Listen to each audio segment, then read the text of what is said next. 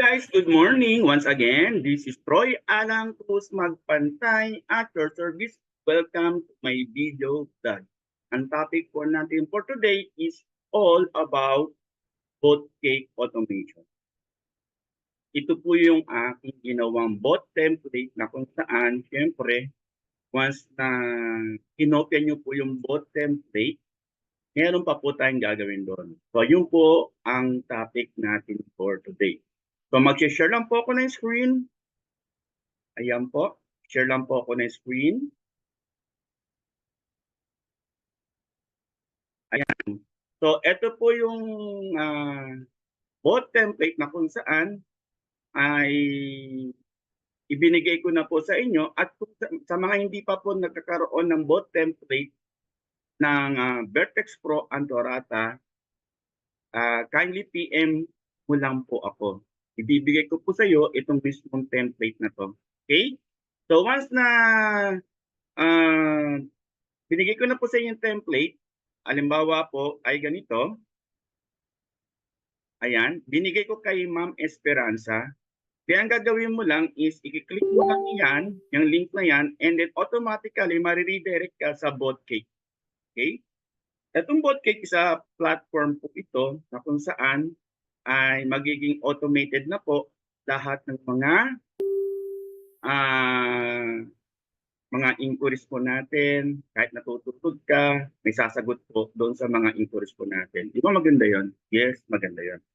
So, ito na nga po, ang gagawin mo lang is hahanapin mo lang po yung Vertex Pro page po.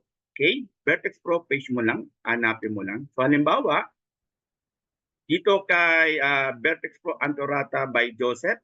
Okay? I-click mo lang tong parang dalawang square na to na magkapatong. I-click mo lang po yan and then click copy. Then, ang sabi dito, copy completed and then click finish lang po. Okay? Then, mariredirect na po yan dito sa landing page na to. Hahanapin mo na lang yung page na pinakopyahan mo. So, this time, kay Vertex Pro Antorata by Joseph Edward Balmores. I-click ko lang po yan. Ayan. Then, ang unang-unang gagawin po natin is i-click mo lang po yung settings dito. Dito sa left side, settings.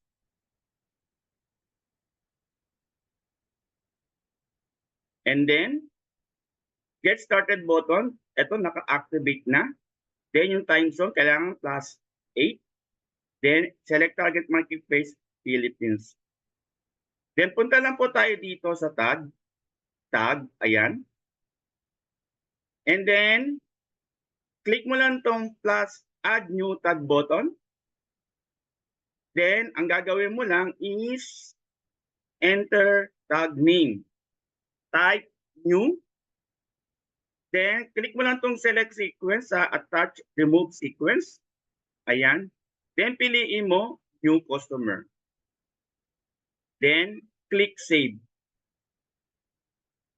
Then, click add new tag again. Then, enter tag name as warm.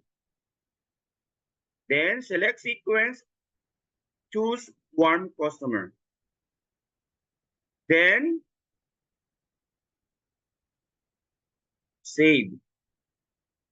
Okay? Then another, add new tag, create, sold. Then, dito ka na pupunta sa auto remove sequence. Click mo lang po itong new customer at itong warm customer. Then, click save. Okay? So, meron na po tayong tagging. Okay? Then, punta tayo dito sa growth tools. Okay, so sa growth tools naman, naka-drop pa itong Vertex Pro Antorata JSON kung saan kasama po yan doon sa ibinigay po nating bot template. No? Kasama na po yan. So click mo lang po yan.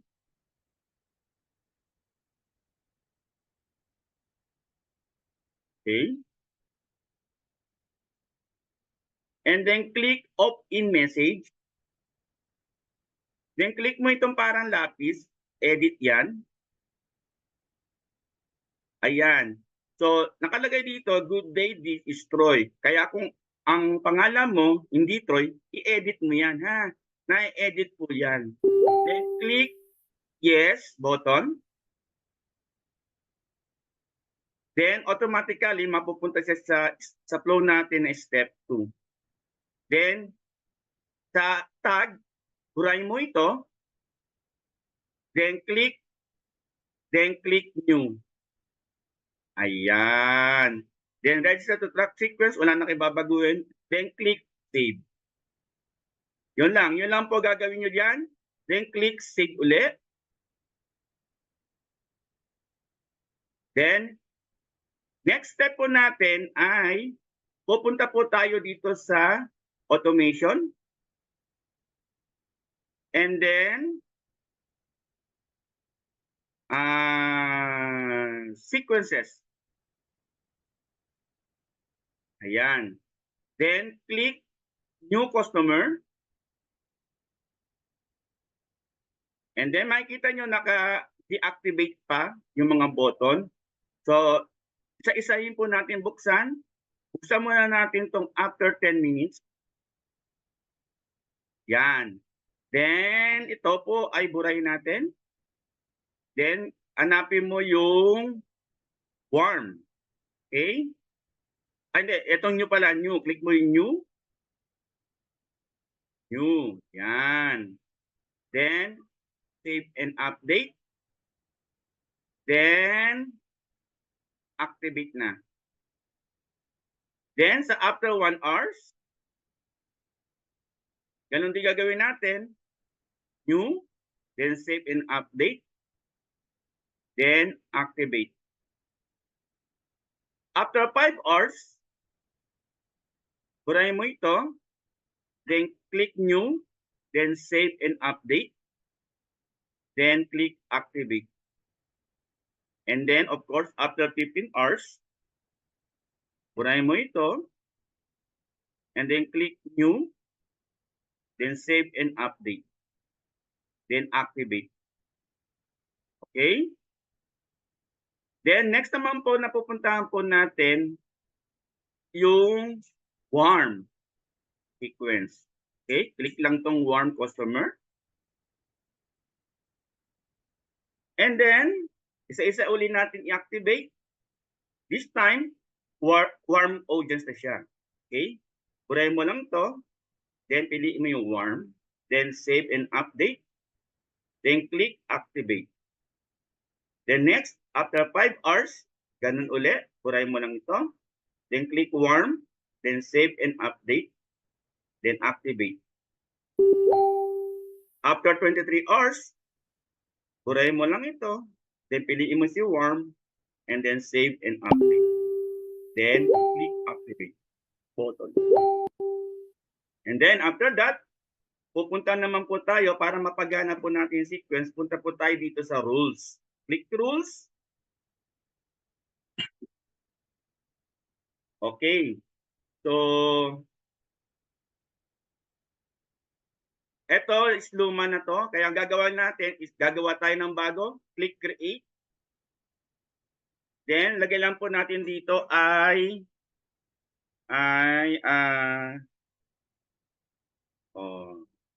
Vertex Pro rules. Para hindi malito, lagyan na natin ng date ngayon, August 8. Then create. Then i-click mo lang yung ginawa mo. Then dito sa trigger, i-click mo lang tong trigger. Okay?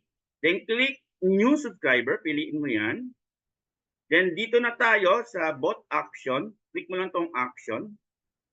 Then lagay mo dito ay confirm to track the sequence. Then click mo lang to.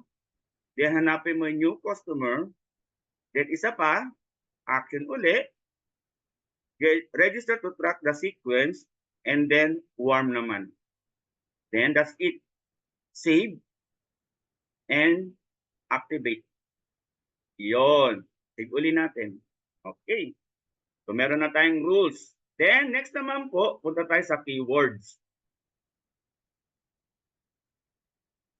Okay. Ito na yung keywords po natin. How to order. Okay. So activate lang natin.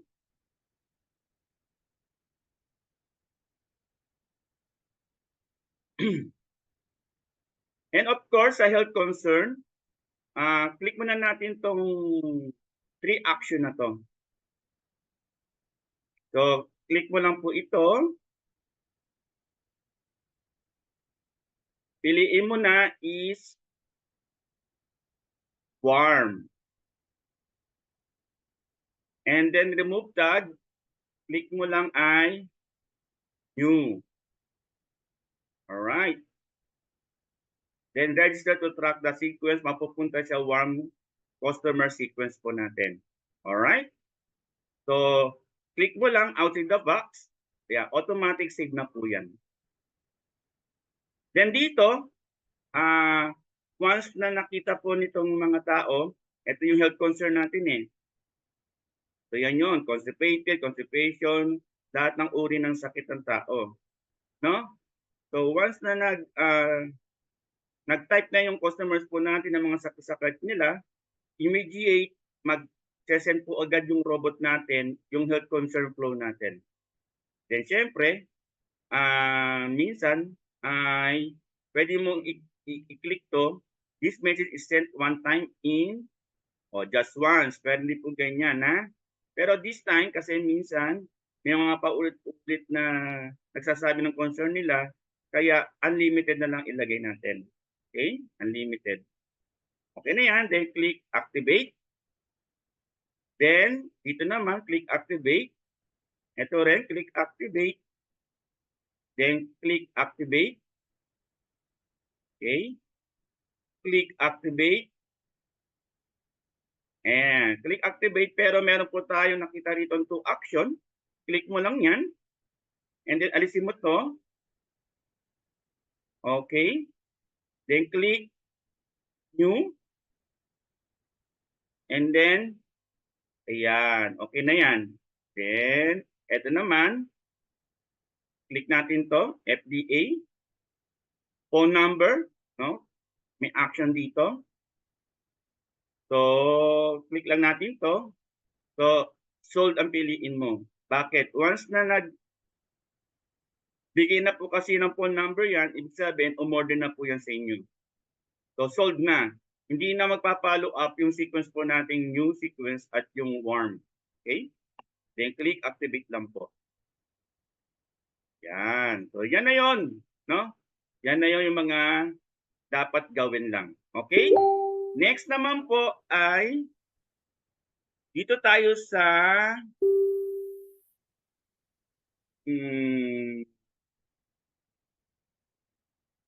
dito tayo sa welcome message. Click natin itong welcome message.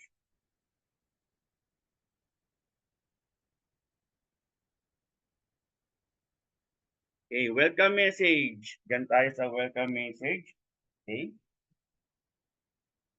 Ayan. So, good day, this is Jeff and I'm here to assist you. O, di ba, meron na siya. So, edit nyo lang guys ha. Edit nyo lang. And then, lagay na po natin yung mga dapat ilagay dyan. Okay? Ganun lang po yan. Then, sa default reply, ayan. Ito naman yung ating default reply. Simple-simple lang ilalagay natin sa default reply guys ha. Ayan, default reply. Ito, wait lang po natin. Ayan, edit lang po natin. Ayan o. Please wait for an admin to assist you. Thank you, ganun lang. So, click activate lang. So, para sa yung default reply, kapag nakapagkaroon na kayong conversation, tapos nag-hello siya, magre-reply po yung robot po natin ng please wait for an admin to assist you. Thank you. And then, yun na, that's it. pwede nyo na po siyang i-assist or yung robot na rin mismo ang sasagot. Okay? Alright. Yun lang naman po dito. Pero tingnan natin tong ating dito sa comment section. Yan. Click natin tong general. Okay.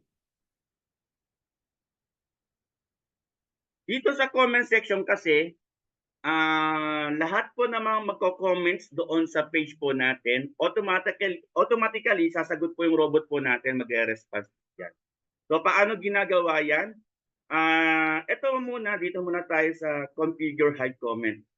Click mo, i-activate mo lang tong auto hide all comment as phone number. Kasi kapag nag-post po sa page po natin ng phone number, no, automatic i-hide mo para hindi na matawagan niya ng ibang tao, no? Okay. Then click mo lang Then dito naman kailangan yung auto reply when customers comment, i-on mo lang siya, no? I-on. Then auto inbox when customers comment, i-on mo lang din. Then sa auto like comment, kailangan may check yan. Then dito naman po sa setup auto reply, no? Ito na po yung kapag nag-comments po yung ating buyers sa page po natin, auto response po siya. Then, i-click mo lang yung content of the table comment, yung plus sign po dyan. So, ito po yung mga ilalagay po natin. So, try natin i-click lang to para makita nyo lang po yung loob niyan. Ayan. Saan galing to? Pwede naman po kayo gumawa niyan or PM mo lang po ako para ibigay ko po sa inyong kopya. Alright? So, once na makopy mo, nilagay mo na rito sa enter message, then click, save lang, no? Or add button, gano'n lang. Then, kasi ito okay na. Cancel lang natin. So, tatlong auto-response po siya. Then, dito naman po sa auto-inbox configuration. So, click lang po natin ito. Yan. Automatic po kasi sa inbox content from comment, may default po siya na may plus sign din. So, add message lang po kayo. Ito kasi meron na. So, edit ko lang yan. So, ayan.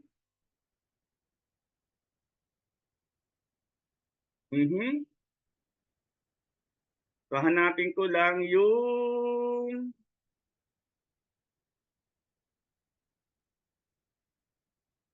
okay. Ito nga. Hanapin natin yung pinakauna. Pang intro.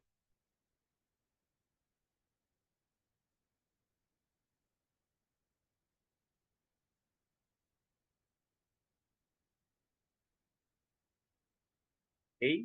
Hanapin lang natin ha. Check lang natin.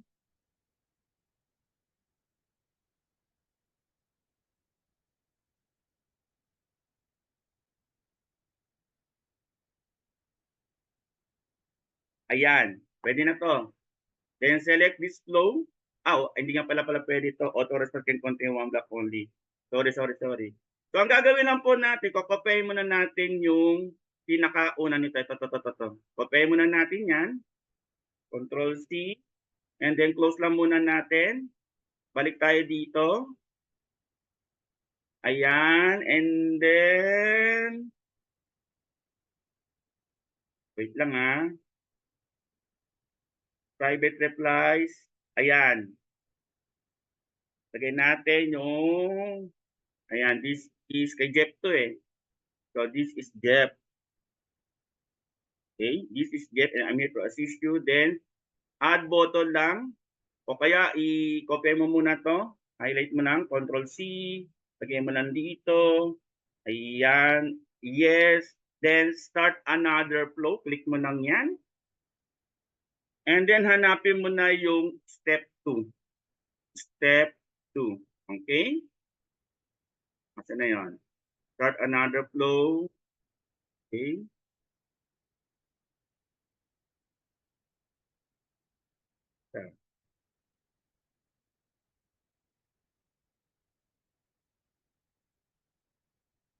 Ayan na. Mabagal lang pala yung computer. Ayan, step 2. Alright. Then, select this flow. Okay, then click save. Click save.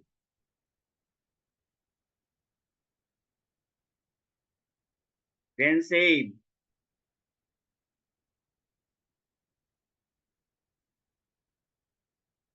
Bagal ah. Alright. So meron na po tayong automatic inbox configuration. Ibig sabihin, lahat po na magko-comment sa page po natin, may auto-response na, and then automatically mariredirect sila doon sa inbox ng messenger natin sa page. Na? Alright, okay na yan. So save lang natin. Okay. Okay na yan. So yun lang naman po guys, no? Ang gagawin po natin once na ma-receive nyo po yung bot template. Okay? I hope nakatulong po sa inyo itong aking video presentation na to or aking simple video blog. Once again, this is Troy Alam Pantay at your service. God bless everyone. Bye-bye.